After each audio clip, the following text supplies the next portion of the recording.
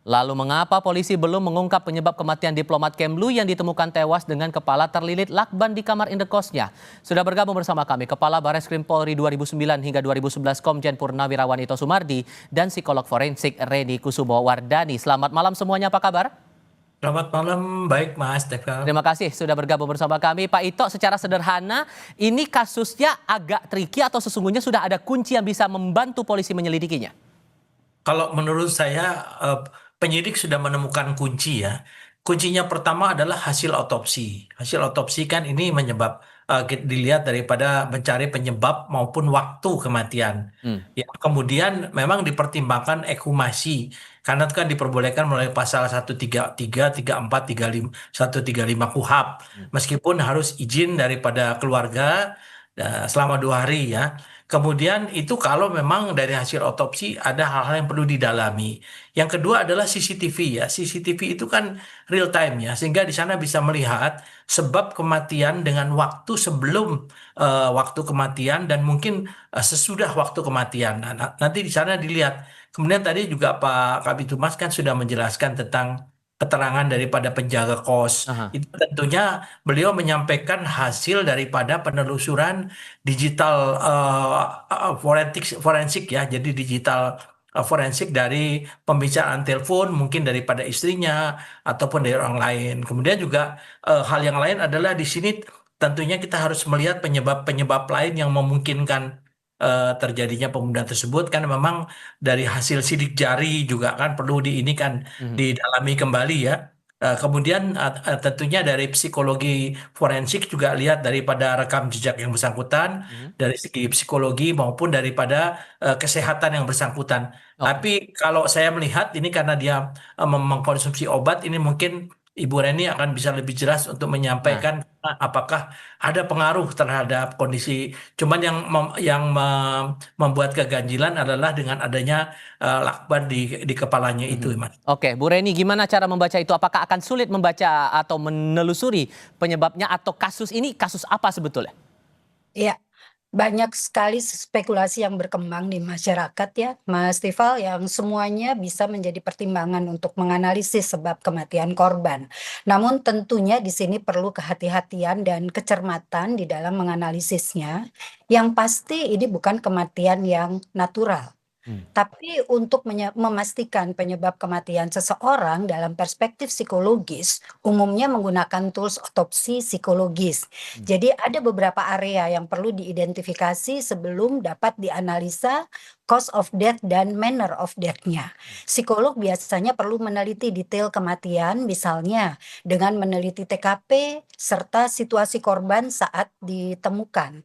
TKP ini perlu dilihat detailnya seperti misalnya apakah ada kemungkinan akses masuk lain ke dalam kamar korban Iya. selain lewat pintu yang terkunci dari dalam. Hmm. Apa saja barang-barang yang ada di dalam kamar yang bisa menunjukkan situasi tertentu seperti apakah situasi kamar berantakan, seperti baru ada pergumulan atau rapi, Hmm. bersih. Apakah ada benda-benda yang berisiko tinggi terhadap perilaku mungkin bunuh diri. Hmm. Apakah ada catatan-catatan tadi disampaikan oleh Pak Ito, jejak digital ya baik dalam laptop maupun di ponsel korban. Hmm. Dan selain TKP perlu diobservasi situasi korban saat ditemukan dan detail kematiannya.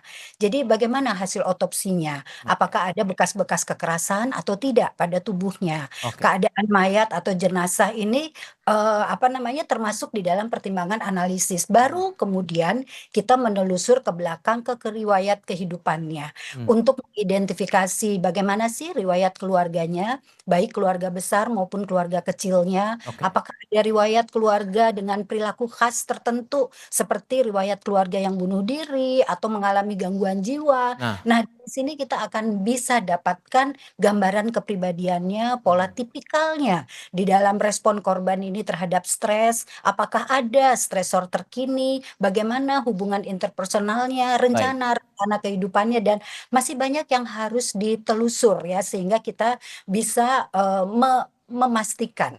Atau Oke. bisa jadi ya ini accident death akibat adanya satu gangguan jiwa tertentu Dan yang mhm. dialami korban. Iya. Oke, dan ini menurut Anda Pak Ito makanya jadi perlu untuk mengetahui jejak digital dari Arya Daru ini dan lewat digital forensik ini jadi kunci begitu?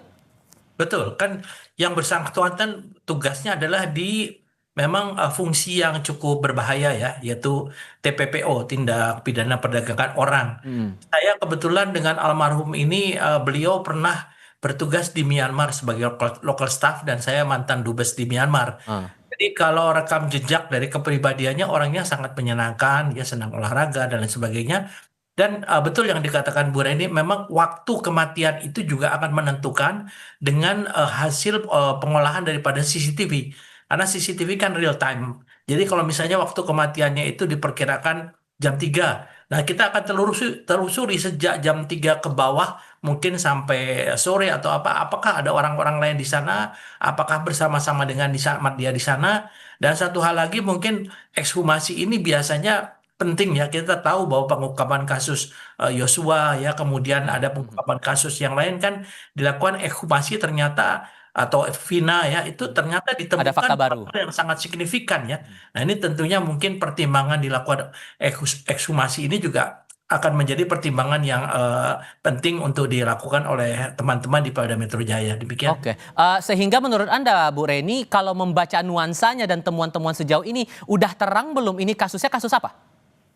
Ya, belum ya. Jadi ini masih di dalam proses penelusuran karena kalau kita lihat di CCTV itu kan kelihatannya, malam sebelumnya itu tampak seperti baik-baik saja. Namun analisis psikologis tertampil baik-baik saja itu belum tentu baik-baik saja. Hmm. Bisa saja yang bersangkutan melakukan masking emosi. Orang yang mengalami gangguan depresi atau keputusasaan tidak selalu menunjukkan tanda-tanda yang jelas ya. Jadi mereka bisa menyembunyikan perasaan mereka dengan baik sehingga terlihat seperti biasa-biasa saja. Penjaga Bahkan indekos yang tampak tenang di CCTV itu bisa dikaitin nggak kira-kira? ya, itu tadi, kita harus mendalami lagi, menelusur ke belakang begitu ya. Karena seseorang dalam perilaku yang sepertinya baik-baik saja secara psikologis belum tentu dia baik-baik saja. Nah, tidak baik-baik sajanya ini kenapa? Apakah ada gangguan-gangguan psikologis tertentu ataukah dalam keadaan stressful karena lingkungan sosial? Nah, ini jejak digital serta informasi dari orang-orang signifikan akan sangat signifikan membantu penelusuran dan memastikan penyebab kematiannya. Oke, sehingga menurut Anda, Pak Ito, singkat saja, kalau Anda membaca pergerakan kasusnya sekarang, harusnya nggak perlu butuh waktu lama lagi untuk menjelaskan kasus ini, duduk perkara bagaimana ya? Iya, Pak Kapolda kan menyatakan kira-kira sepekan beliau sudah akan menyampaikan hasil daripada penyidikan ya. Saya kira menurut saya kalau sampai Pak Kapolda menyampaikan tentunya pertimbangan dari penyidik bahwa kasus ini tidak terlalu sulit ya. Hanya sebelum, betul kata Bu Reni, sebelum ini menjadi jelas kesimpulan dari Pak Kapolda, sebaiknya kita tidak berspekulasi Baik, demikian. oke. Pak Ito, Bu Reni, terima kasih banyak sudah berbagi pandangan bersama kami. Sehat selalu semuanya, selamat malam. Terima kasih. Malam.